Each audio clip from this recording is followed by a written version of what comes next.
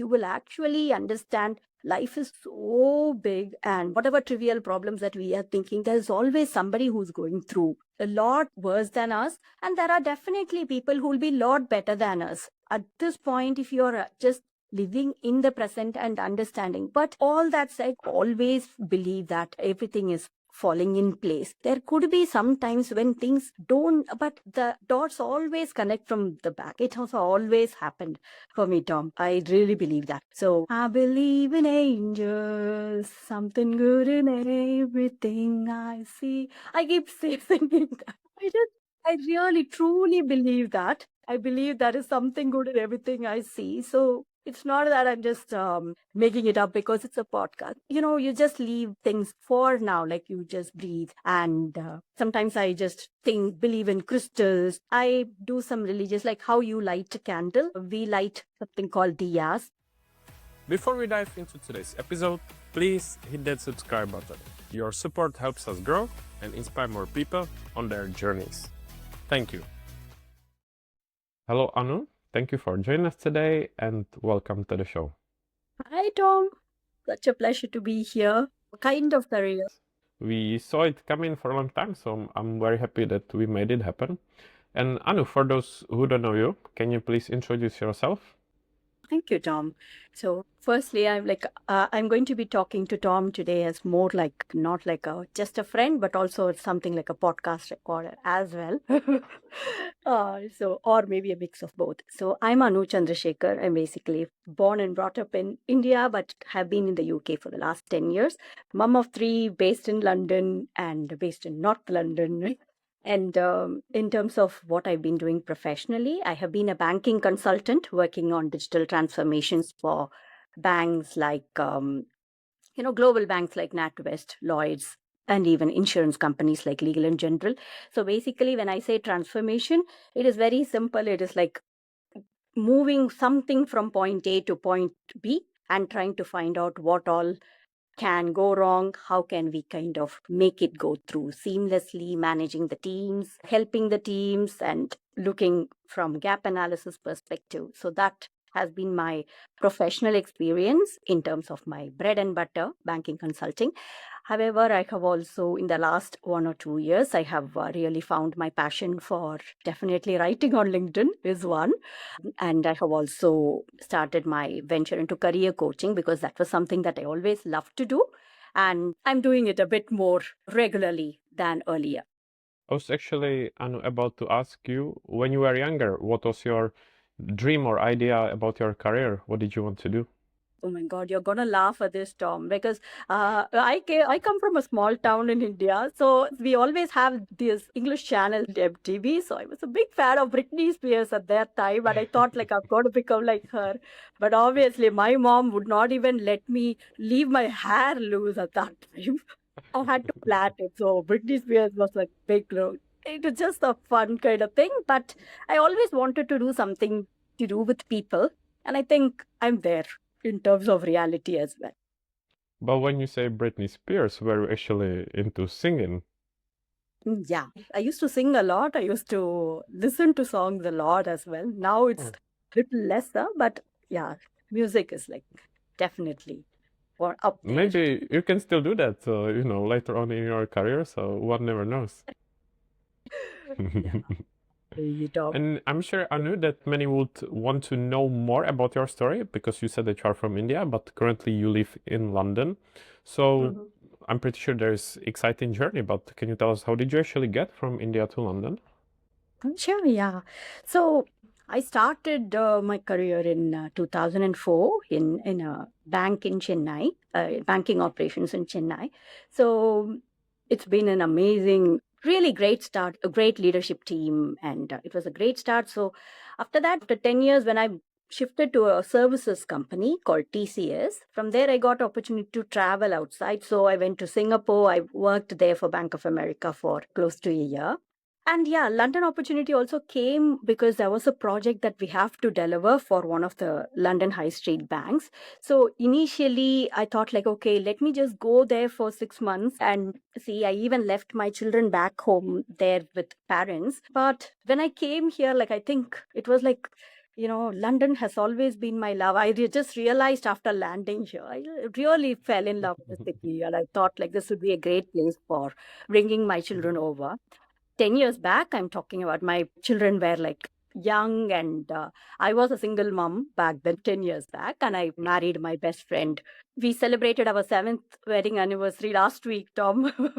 Oh wow, So, nice. Congrats. yeah, so Yeah. that has been the journey. So, London is like the proper mix. We Indians, we always love that little cooler climate. London is that proper mix. It's not super cold except for that February and late January. Yeah, that is So true. it's been welcoming for my children as well. And now my eldest is going to a university in Edinburgh, sorry, the Edinburgh University. And yeah, two other boys are studying in London. And for the future, have you got any desires to explore even other places, such as to live, or are you Always. happy in London? Oh, Always, like exploring is always a part, right, Tom? And then obviously, because you have also your birth country is not UK. I know, I'm sure that we always miss where our childhood was. So definitely that is sometimes I think of, maybe when I'm 60, 65, I should go back to India when children are settled. Or I dream of French villages. It's just dream. It just keep coming. And my husband used to work in Switzerland, in Zurich, for 4 years. So I have like very beautiful memories there as well. So I'm considering that as well. Yeah. yeah, I like it. And as you say, since I'm from different country, I can relate. And actually, Anu, what was it like for you when you moved in the beginning? Because we've got on LinkedIn a lot of younger audiences who maybe might be dreaming or planning to move as well. I know what was it like for me to move to a different country. So how did you find it? Were you scared? Were you excited? And maybe for other people who might want to do it, but it's like a step out of comfort zone and you never know. Have you got any advice for them? Yeah, it will definitely get overwhelming. If you have that in your head that yes, it's going to be overwhelming for the first initial couple of months. Once we have that prepared in our head, then we'll also be able to do it much better when it comes to reality. So that is one thing, because it is like a complete shift. Moving places is like a lifestyle change and all that. It's not going to be easy, but really getting prepared earlier, joining the social media groups if you can, finding out a bit about where you're going to move. If you're moving with children, finding out what kind of schools you want them to go to, and are there any kind of, because support system will not be the same as you get back home. So because you're going to find new friends, all of it is going to be new. So having a bit of preparation earlier is going to help a Yeah. lot. I agree. And I think also it's understandable that it's scary at first because you are moving somewhere you've never been to, it's step out of the comfort zone. But once you do it, it's actually a beautiful feeling that you overcame it. And if you don't try, after all, you're not going to find out. So just try and see how it works for you.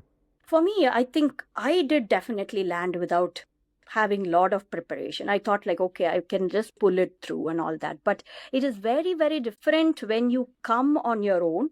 I'm not saying coming on your own to a different country is not challenging. It is definitely.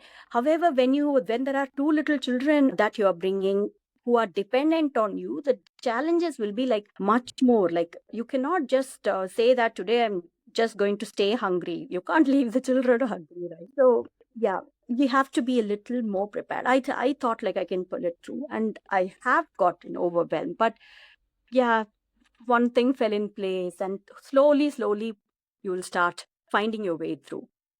Mhm. Of course, I cannot relate to bring the whole family as I went on my own, so it's a completely different story. But Mhm. I think you said a good point before, like for example, if social media, if you look at the LinkedIn, it feels like that you kind of know people from every country in the world. So Oh, I yeah. think these days it's much easier because if you connect with someone, you've been engaging with them, then it feels like you know each other, even though that person is on the other part of the world. Absolutely. And I also really believe, Tom, thoughts become things and thoughts become action. That said, you keep it very positive. You really believe that it's going to be a very beautiful experience even before you get on that flight. However, that doesn't mean that you should not be prepared for the worst. Always have that, like, really believe, but also being positive doesn't mean that you're not prepared for the worst. So I would always say, keep that pragmatic approach as well, rather than just believing or manifesting that everything is going to be 200%. Even if there are things that are not falling in place, you should have that belief that I would be able to manage it. That is positivity. Nothing is going to go wrong for me is not positivity. Even if something doesn't go my way, I believe in, I'm a believer, I am a person of faith. So having that belief that I would be able to get through, I will be able to find a way, there'll be some way that will be shown to me from whatever higher power that you believe in, without getting religious. That is positivity, right? There's a lot of confusion about being positive these days. Like, always believe that, stay smiling, whatever happens. It's not, that is not positivity. Like, if you are, you have a, if Tom is upset with me, yes, I am going to feel bad and upset. Like, just believe that everything is fine. Just keep smiling. I think that is a very wrong narrative and toxic. No, I agree, and I really like what you just said. Can you share, as we are discussing this topic, what helps you to keep the spirit up, to stay positive when things aren't going as planned? What helps you? I read this book, The Secret by Rhonda Byrne, many, many years ago. And also, one of the books that changed my life was Kite Runner by Khalid Hosseini, Tom. So I used to get, I'm talking when I was in my 20s, like 15, 20 years back. I used to think like, oh, this is, I'm stuck in traffic, or I do not have, this is my problem, that is my problem, like for trivial things. But when you read books like these, one, The Secret trains your mind how to kind of believe in there is something, there is everything that happens to you is happening for you. That is something that you should always believe in. And when you read books like Kite Runner, even though it is fiction, it is a fiction based on reality that is happening in these countries. You will actually understand life is so big, and whatever trivial problems that we are thinking, there's always somebody who's going through a lot worse than us, and there are definitely people who will be a lot better than us at this point if you're just living in the present and understanding. But all that said, I'm not here to say that always believe that everything is falling in place. There could be some times when things don't, but the dots always connect from the back. It has always happened for me, Tom. I really believe that. So I believe in angels, something good in everything I see. I keep singing that. I just, I really truly believe that. I believe there is Mhm. something good in everything I see. So it's not that I'm just making it up because it's a podcast. But if you just leave things for now, like you just breathe. And sometimes I just believe in crystals. I do some religious, like how you light a candle. We light something called diyas. So looking at the light source, looking at that small flicker of that little light, those are the things that really makes me feel much better. Yeah. It's really nice to hear. And I try to keep that in mind as well. But I know that, I should feel positive or look at the bright side of things, but as everyone, it doesn't always work. But what I try to remind myself is to look at it from the perspective, such as few years in the future, I'm going to look at it and it's not such a big deal. Or even, I know it may sound like a cliche, but if you look at it like from the perspective of the whole world, of the whole universe, that you are such a small person and you are making such a big deal out of something, I think it really helps to look at things from a perspective like that. Are you struggling to stay consistent on LinkedIn? FanPost helps you create high quality posts in minutes, so you can write faster, show up more, and stress way less. Built by creators for creators. It's the easiest way to grow your presence without burning out. Try it free at fanpost.com. So Anu, then as we discussed LinkedIn before, it actually relates to this, as we just discussed positivity. One thing that always stood out to me, and I'm sure that to many others as well, was your, firstly, positive attitude. And also I feel like that you built a great community of really nice people because you've been always someone very supportive, nice and kind. So just tell us, how did you do that, or how important it is to build a community? Because people are always looking for some kind of shortcuts, and I don't know what else. Especially these days when it feels like that there is some AI robot behind the profile or whatever. So when there is someone authentic and nice as you are, it really stands out. So Can you tell us more like how to stand out, be nice to people, build a community like you did? Oh, thank you, Tom. I'm very, very grateful that you asked me this. I'm very grateful for the community. Sometimes it is unbelievable. And basically, though I have been on LinkedIn for more than a decade, if you've seen, I have actually started posting only last October.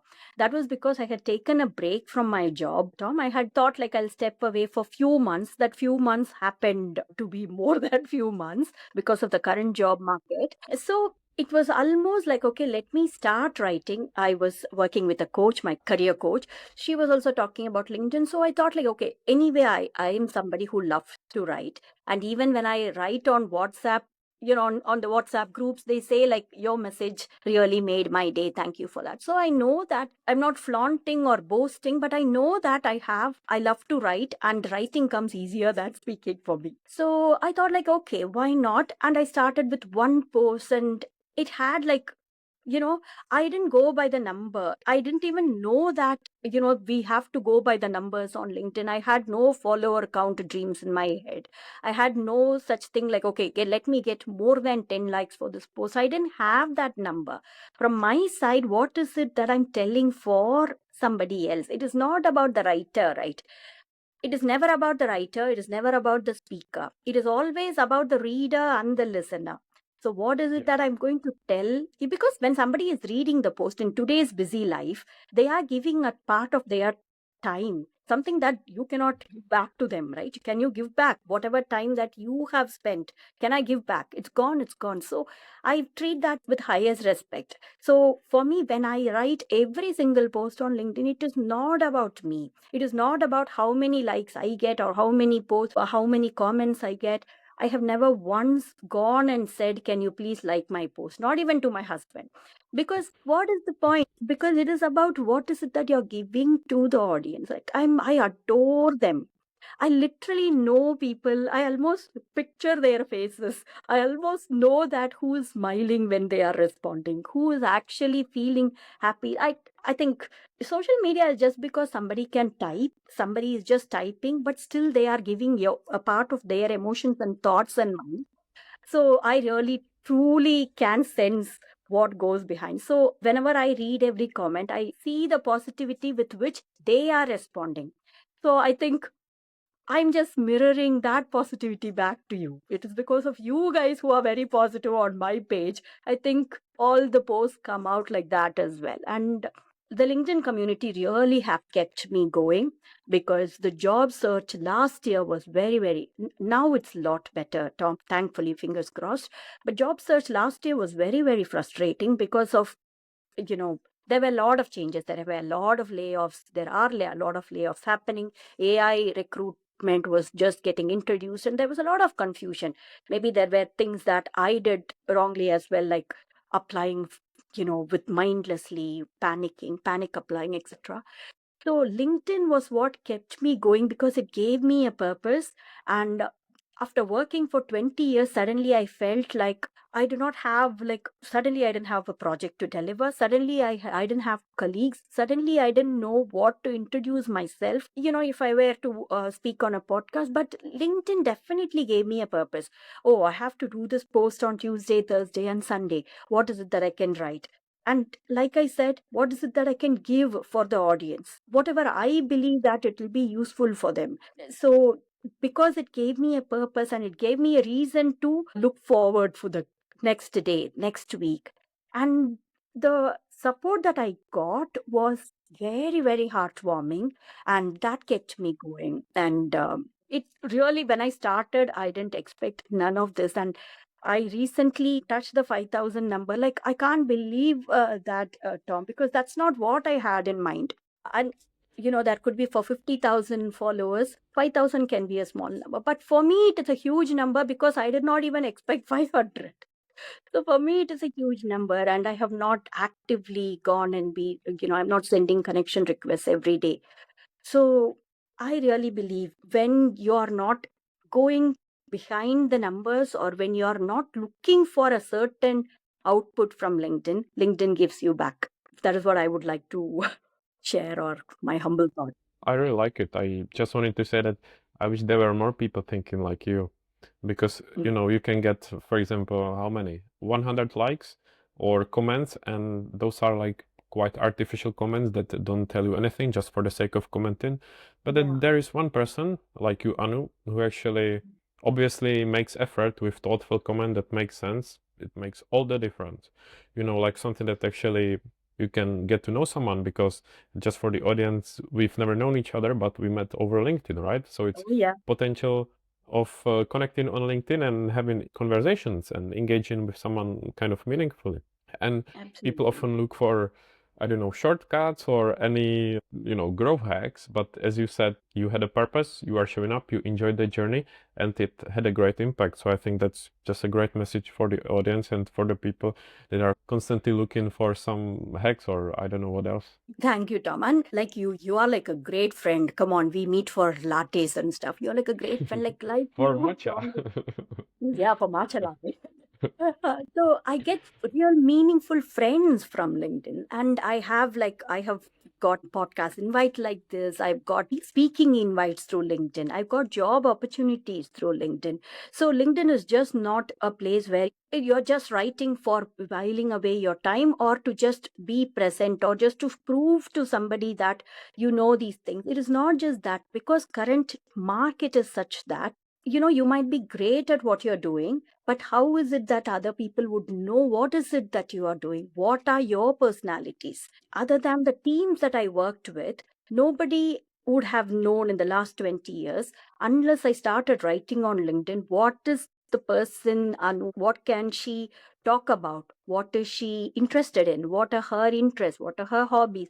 All of that, people more than just the teams that worked with me. If there are more people who know about me, it is because it is uncomfortable to put yourself out there. I'm not on Instagram. I can't, like, I don't post on Instagram much. I'm not on Facebook. It is difficult to come and put yourself on social media, but there is a purpose. And definitely, if you make the purpose not about yourself and about somebody else, it definitely will keep you going.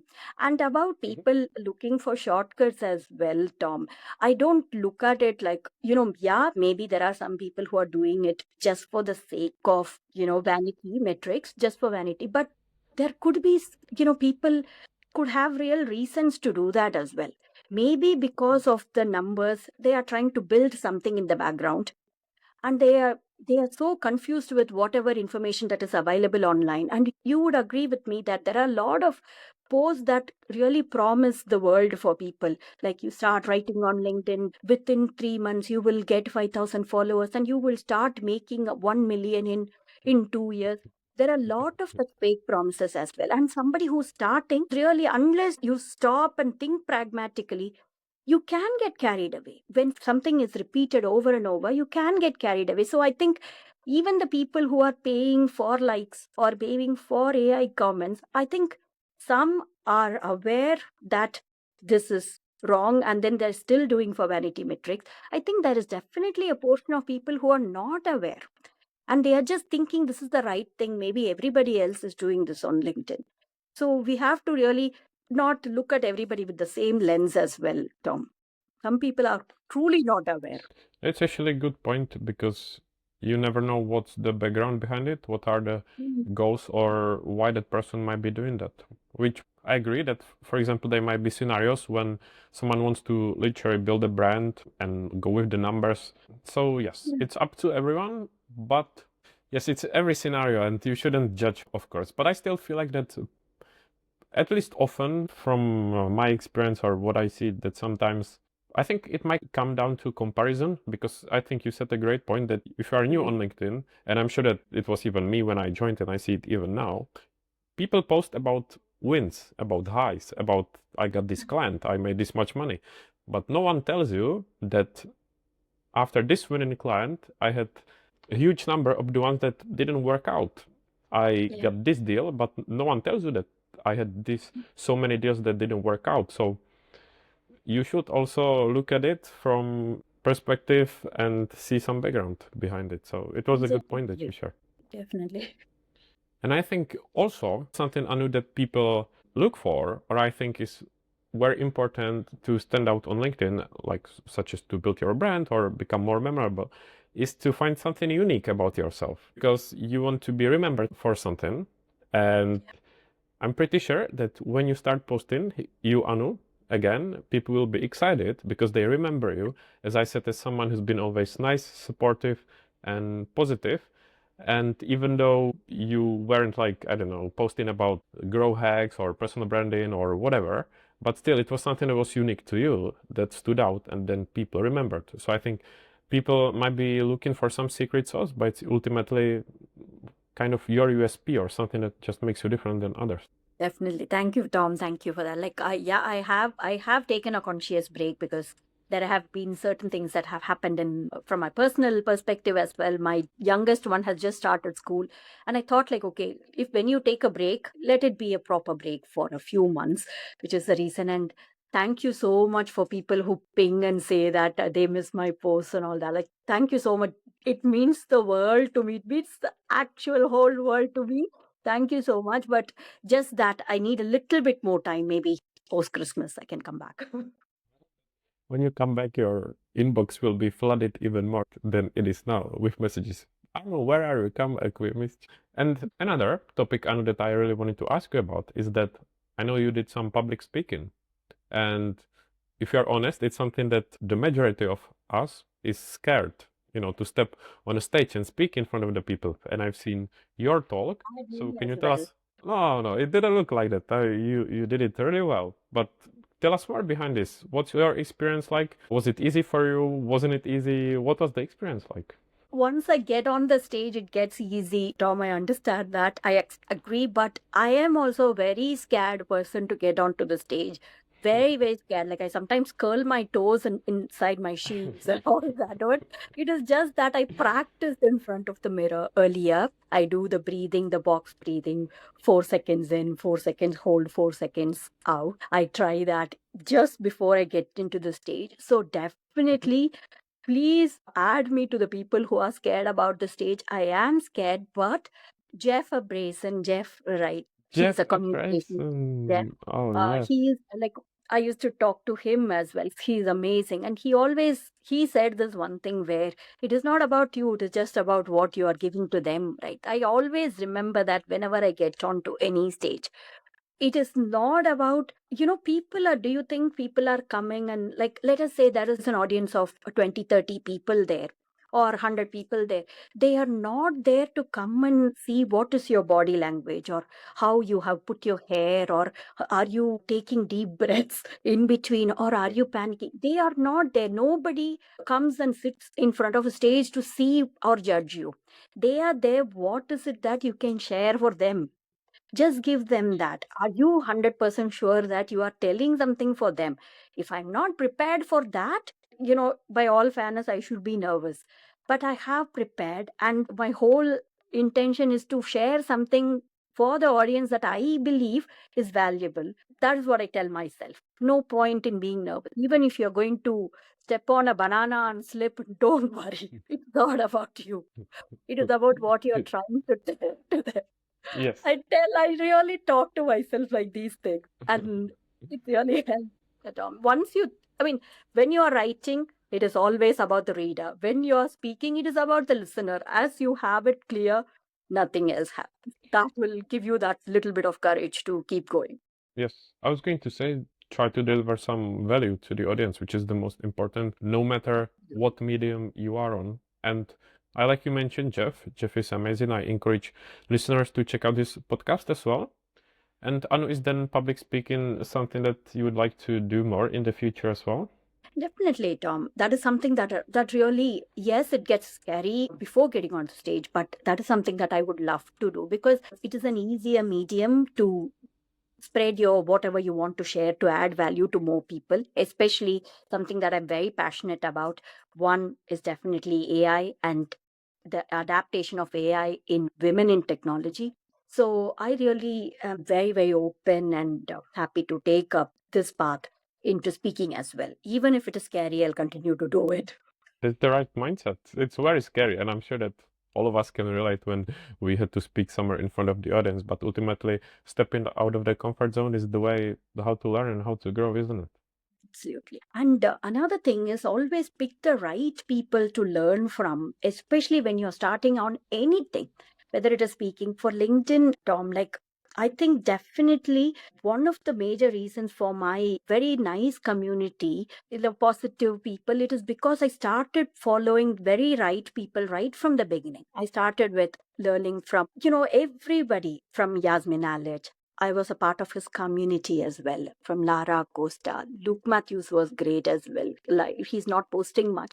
He was good. And Charlie Hill's like lot of AI, something rather than taking a course, there's a lot of AI that I've learned from Charlie Hills and Celeste Amile, from following people like them. I mean, listening, and I go for walks every day. When I drop my child, I'm not saying Yeah. because you are sitting in front of me, I have always shared how many podcasts of yours I have listened. And many times, lot of my LinkedIn learning are from the podcasts that I have listened from many of your wonderful guests. There are a lot of Oh, people. so kind, Yeah. Anu. I'm grateful to hear this. Thank you so much.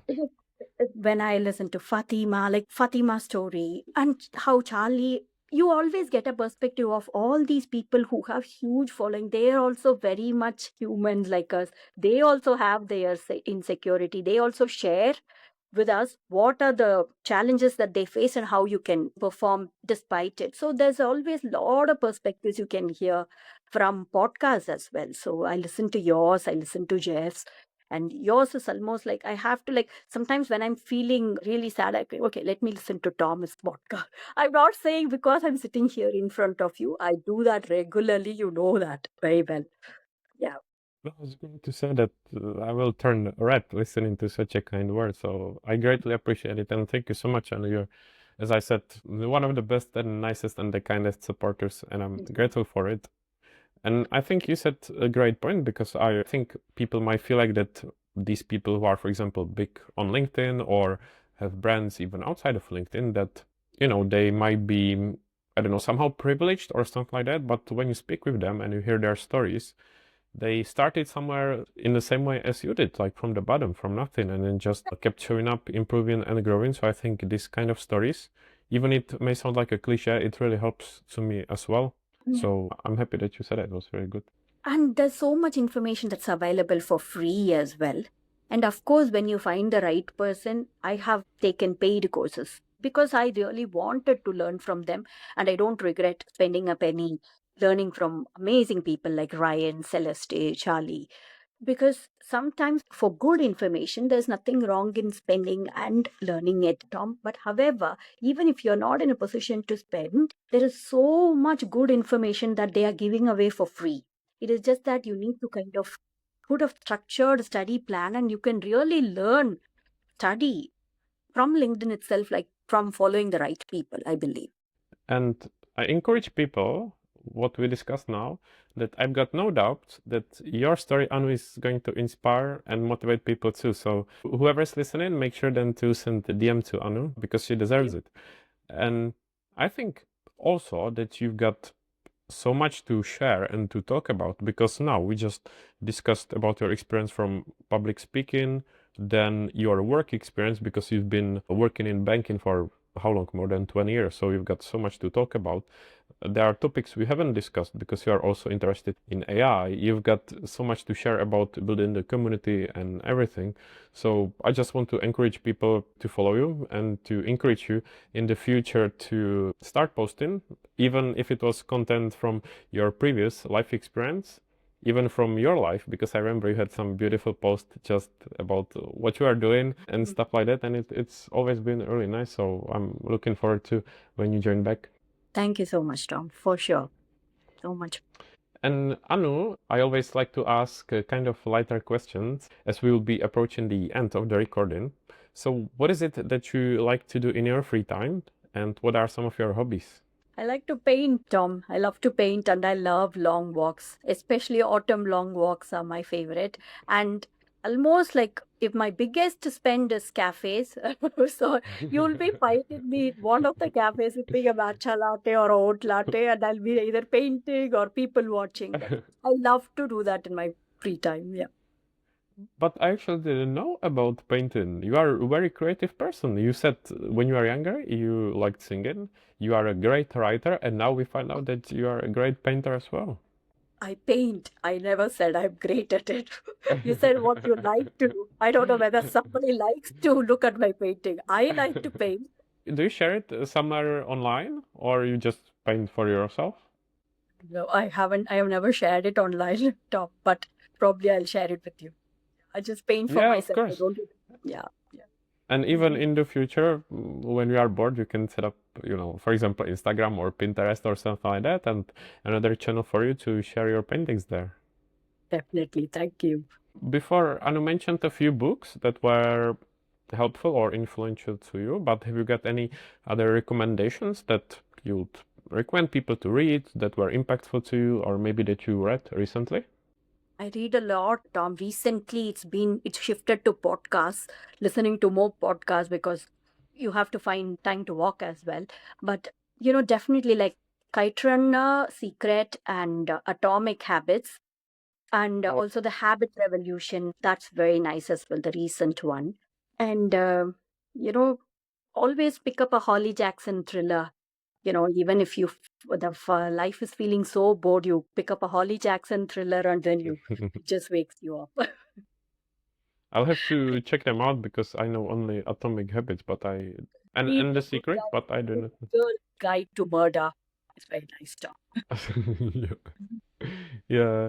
And actually, one more topic, Anu, that I wanted to discuss with you, and I kind of forgot, is it relates back to LinkedIn and also something that we discussed before as well. It's like topic of job market and looking for work because LinkedIn obviously is very helpful or can be very helpful, and I think especially now it's shifting there even more than before because before it was kind of more corporate CV, whereas now if you've been building your brand, you've got your profile and everything, it's more helpful. But still, I think that you can even see that on LinkedIn that many people are looking for work, and let's be honest, it's not that easy, especially as more people are joining and there isn't so much of work to choose from. But have you got like any advice, maybe how to approach it, how to increase chances of getting the job, finding a job, and even from such a positive and nice person like you, any motivational words and support to people? Definitely, Tom. I mean, the current job market is that if for one job there is a 200% increase. There was this one of the recruiter panel that I attended. There's 200% increase in the amount of applications that are received on an average for companies. So if you're not able to find a job immediately, please do not take it personally. That's something that I want to leave it out here because it is very easy to get carried away thinking I'm not good enough. I should have done it better, but that's Yeah. not the case. It is just that the fight was earlier. If it was between 1 to 50, now we are doing with 1 to 5,000. And obviously, if we are good in our job, there are a lot of people who are outside who are much better, or they are great as well, or they are equally good as well. It is all about the timing, and it's becoming a game of luck as well because recruiters can't possibly review more than 200 CVs in a day, how much ever good they are, right? It is not possible. So please do not take it personally and take a little bit of a hyper personalized approach rather than just applying for 20, 30 jobs mindlessly through easy apply or through 100 job sites.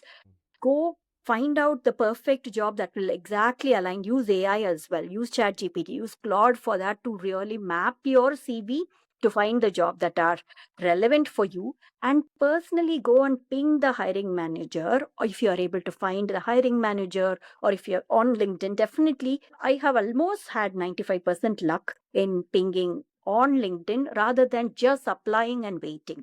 So just let's not just pray and pray. And if they don't respond, don't take it personally as well. You have done your, like, how you are treated same as applying, how you are applying for a job. You, after you apply, you find the person on LinkedIn, either a hiring manager or the talent recruiting partner. Find them on LinkedIn and then ping them with a personalized note. I saw this job and this is the reason why I feel I'm very keen on this and I feel I'm a great fit for this job. Don't just say I have applied. They know that. They would have already got an automated email about it. So your message should be really personalized, and let's not write an essay, because it is respect for the other person's time as well. So if you can do it within like a single 3-4 line paragraph on why you have applied and what is your fitment and why you are keen for that role.